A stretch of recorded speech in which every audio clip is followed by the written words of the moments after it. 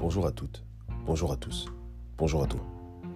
Bienvenue dans le Passeport illimité, le podcast qui déconstruit et explore les idées reçues sur la gestion émotionnelle, la gestion du stress et sur la liberté par le leadership. Grâce au processus Full Mindedness, nous décortiquons ces 3 axes fondamentaux qui vont te permettre de lancer ta transformation vers la personne alignée et authentique que tu veux être au quotidien. Bienvenue dans l'épisode 22 de la saison 1.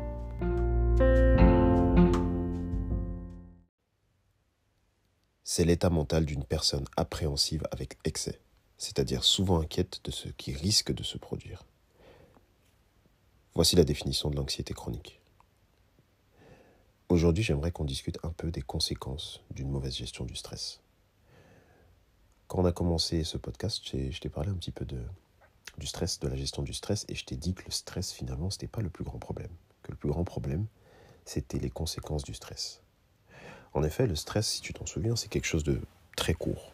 C'est quelque chose qui est censé être sur le très court terme, quelques secondes, au maximum quelques minutes. C'est ce sentiment d'alerte, ce système d'alerte qui te permet de réagir instinctivement et de manière assez rapide face à une menace potentielle. Bon, l'anxiété chronique, c'est finalement ce qu'on craint le plus. On a souvent tendance à dire « je suis stressé, ça fait longtemps, j'en peux plus, ça fait plusieurs semaines, j'arrête pas d'être stressé, etc. etc., etc. » Mais en fait, ce qu'on développe surtout, c'est de l'anxiété. Et il est là le problème. Le stress, c'est pas forcément quelque chose de négatif. Ça peut être négatif, mais ça peut être positif. L'anxiété chronique, par contre, c'est une pathologie. Et donc, qui dit pathologie, dit on doit trouver un moyen de traiter cette pathologie. Et encore mieux, si possible, de prévenir cette pathologie. Donc, éviter que cette pathologie apparaisse. Quand tu penses à l'anxiété chronique, à quoi tu penses ?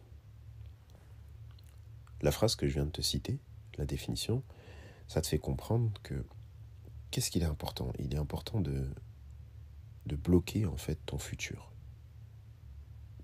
Bloquer ton passé également. Et de vivre dans le présent. Quand tu te dis, bon, la semaine prochaine, on est samedi, hein. Donc tu viens de finir ta semaine, mets-toi bien en situation, tu viens de finir ta semaine, mais tu es déjà en train de penser à ta semaine suivante. Pourquoi ? Parce que tu as des dossiers au travail, parce qu'il y a tes collègues qui t'ont mis en lien avec d'autres choses qui te prennent la tête. Et puis tu as aussi ta vie privée. Et puis tu avais une conférence qui se rajoute. Et puis tu as un anniversaire qui doit être à la fin de semaine. Et tu dois prévoir tes vacances qui vont arriver. Qu'est-ce que ça génère en toi, tout ça ? Cet enchaînement de choses, ça génère de l'anxiété. C'est-à-dire que c'est un stress initial, mais qui finalement traîne. Et qu'est-ce que tu développes finalement ? Ce sont des peurs liées à un potentiel futur. Parce qu'en pratique, ça ne va jamais se passer exactement comme prévu. Mais en fait, tu es déjà en train d'anticiper ce qui pourrait arriver. Et pour réussir à chasser l'anxiété de ton esprit, il faut que tu trouves un moyen de bloquer ça, de bloquer ton association au passé, parce que ce qui te fait stresser quand tu as des choses qui vont arriver dans le futur aussi, c'est tes expériences passées. Ça te rajoute encore une couche de stress, et donc une couche, un niveau d'anxiété. Donc tu dois réussir en fait à te baliser entre le présent, là où tu es, le futur et le passé. Donc tu mets une balise au niveau du passé, au niveau du futur, pour rester dans le présent. Ça va déjà te permettre de limiter ton angoisse. Tu vas te focaliser sur le présent et tu vas te focaliser sur ce sur quoi tu peux agir maintenant. Par exemple, si tu dois planifier ta semaine prochaine, vu qu'elle arrive avec autant de choses, tu la planifies maintenant. Tu mets en place un système qui va te permettre de voir au jour le jour qu'est-ce que tu vas pouvoir faire et qu'est-ce que tu vas probablement pas pouvoir faire. Ensuite, tu acceptes. Tu dois accepter la situation, c'est-à-dire que si tu n'es pas capable d'accepter que peut-être que tu vas pas réussir à tout faire, ou peut-être que tu vas planifier et que finalement il y a des choses qui vont se rajouter, ou bien des imprévus, alors tu vas rajouter de l'anxiété sur de l'anxiété. Donc la deuxième chose, ça va être d'accepter la situation et d'accepter le fait qu'il y a des choses que tu ne vas pas pouvoir contrôler. Et donc, la troisième chose, c'est aussi de visualiser une pensée de manière positive. Visualiser ta semaine de manière positive. Pourquoi toujours envisager le pire scénario possible alors que tu peux aussi envisager le meilleur scénario possible ?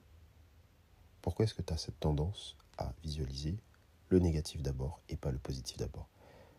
Ta semaine va probablement très bien se passer. Il y a plus de chances qu'elle se passe très bien qu'elle se passe très mal. Donc, commence par visualiser d'abord le présent. Liste toutes les choses positives, potentielles qui peuvent arriver dans cette semaine, qui s'annoncent comme chargées. Ensuite, tu peux ouvrir ton esprit à des choses négatives qui peuvent arriver et qui vont faire que ça te fait ressentir des choses négatives. Mais commence par le positif. Réfléchis bien à ça et j'aimerais que tu te poses une question pour l'épisode, donc dans 3 épisodes, donc dans 2 épisodes.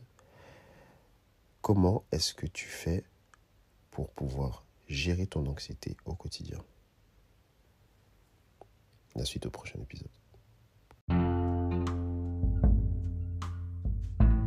Pour nous suivre et ne rien louper de notre actualité et des services additionnels proposés, abonne-toi à @fullmindedness, FULLMINDEDNES sur les réseaux sociaux.